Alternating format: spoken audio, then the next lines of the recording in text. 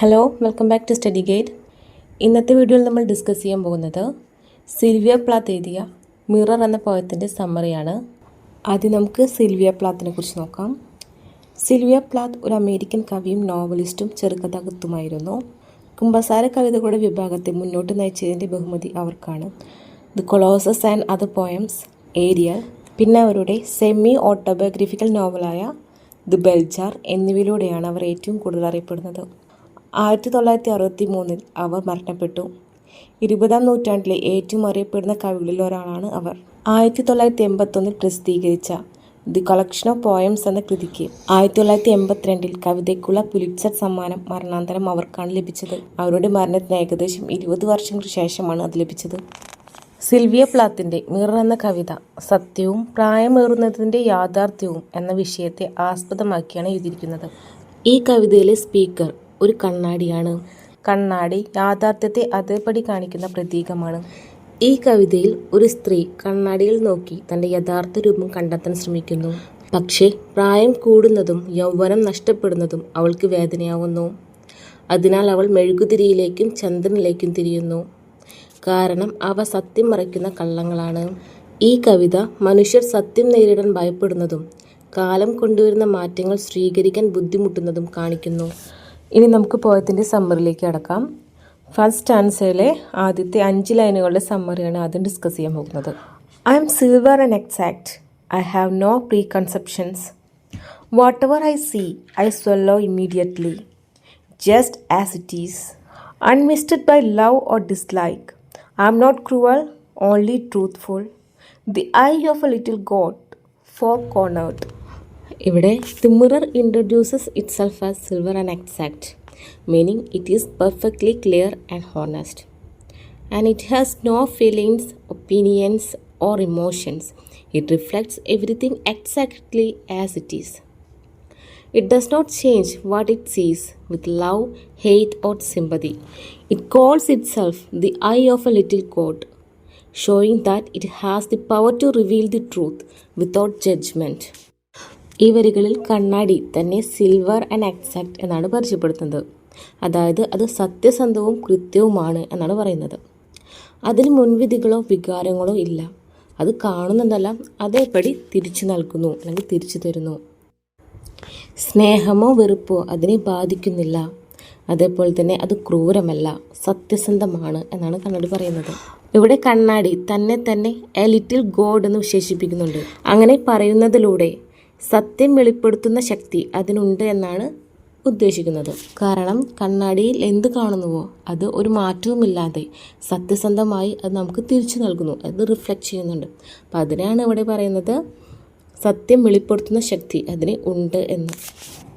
Most of the time I meditate on the opposite wall. It is pink with speckles. I have looked at it so long. I think it is part of my heart, but it flickers. Faces and darkness separate us over and over. ഇവിടെ most of the time the mirror reflects the opposite wall, which is pink and speckled. It has been watching this wall for so long that it feels emotionally connected to it, as if the wall is part of its heart. However, this view is often interrupted when people come in front of it. Their faces and the darkness between appearance break the mirror's steady observation again and again. This shows that the mirror is a silent, faithful observer of life. ഇവിടെ കണ്ണാടി ഭൂരിഭാഗം സമയവും എതിർഭിത്തിയാണ് കാണുന്നത്. ആ മതിൽ pink നിറത്തിലും പുള്ളികളോട് കൂടിയതുമാണ്. ആ pink നിറത്തിലുള്ള ഭിത്തിയെ വളരെ നാളായി നോക്കിയതിനാൽ അല്ലെങ്കിൽ നോക്കുന്നതിനാൽ അതിനെ ആ പിങ്ക് ഭിത്തി തൻ്റെ ഹൃദയത്തിൻ്റെ ഭാഗമാണെന്ന് കണ്ണാടിക്ക് തോന്നുകയാണ്. മുഖങ്ങളും ഇരുട്ടും വീണ്ടും വീണ്ടും ആ ദൃശ്യം മുറിയിപ്പിക്കുന്നു. ഇതിലൂടെ പറയുന്നത് മിറർ കണ്ണാടി എല്ലാം മൗനമായി നിരീക്ഷിക്കുന്ന ഒരു സാക്ഷിയാണ് എന്നാണ്. Second stanza. Now I am a lake, a woman bends over me, searching my riches for what she really is. Then she turns to those liars, the candles or the moon. In the second stanza, the mirror changes into a lake. A woman bends over it, trying to discover her true self by looking at her reflection. She wants to know who she really is. When she is unhappy with the truth, she turns to liars like candlelight and moonlight, which soften and distort her appearance. Second സ്റ്റാൻസയിൽ കണ്ണാടി ഒരു തടാകമായി അല്ലെങ്കിൽ ഒരു അരുവിയായി ഒരു ലേക്കായി മാറുകയാണ്. ഒരു സ്ത്രീ അതിലേക്ക് വളഞ്ഞു നോക്കുന്നു. അവൾ തൻ്റെ യഥാർത്ഥ രൂപം കണ്ടെത്താൻ ശ്രമിക്കുകയാണ്. അവളുടെ യഥാർത്ഥ രൂപം കണ്ടപ്പോൾ അവൾക്ക് ആ സത്യം സഹിക്കാനാവുന്നില്ല. അവൾ മെഴുകുതിരിയിലേക്കോ ചന്ദ്രനിലേക്കോ തിരിയുന്നു. കാരണം അവളുടെ മുഖത്തെ മൃദുവാക്കി യാഥാർത്ഥ്യം മറിക്കുന്നു. അതുകൊണ്ടാണ് അവ ലയേഴ്സ് ആണ് എന്ന് പറയുന്നത്. I see her back and reflect it faithfully. She rewards me with tears and agitation of hands. I am important to her. She comes and goes. Each morning it is her face that replaces the darkness. Here, the mirror reflects her faithfully, even when the truth hurts. The woman becomes emotional and cries because she sees herself aging. The mirror becomes very important to her because it shows her real self every day. ഇവിടെ സത്യം വേദനിപ്പിക്കുമ്പോഴും കണ്ണാടി അവളെ വിശ്വസ്തയോടെ പ്രതിഫലിപ്പിക്കുന്നു. നമ്മളാദ്യം പറഞ്ഞു second സ്റ്റാൻസയിൽ കണ്ണാടി മിറർ ഒരു ലേക്കായി, ഒരു തടാകമായി, ഒരു അരുവിയായിട്ട് മാറുന്നുവെന്ന്. അപ്പോൾ ഇവിടെ ആ സ്ത്രീ ലേക്കിലേക്കല്ല കണ്ണാടിയിലേക്ക് നോക്കുമ്പോൾ ആ സ്ത്രീ തൻ്റെ യഥാർത്ഥ രൂപം കാണുകയാണ്. അതുകൊണ്ട് തന്നെ അവൾക്ക് വിഷമമാവുകയും അവൾ വികാരഭരിതയാവുകയും വാർദ്ധക്യം പ്രാപിക്കുന്നത് കണ്ട് കരയുകയും ചെയ്യുന്നു. കണ്ണാടി അവൾക്ക് വളരെ പ്രധാനമായി തീരുന്നു. കാരണം അത് അവളുടെ യഥാർത്ഥ രൂപം എല്ലാ ദിവസവും കാണിക്കുന്നു. ഇത് ഈ പോയത്തിലെ അവസാനത്തെ വരികളാണ്. In me she has drowned a young girl and in me an old woman rises toward her day after day like a terrible fish.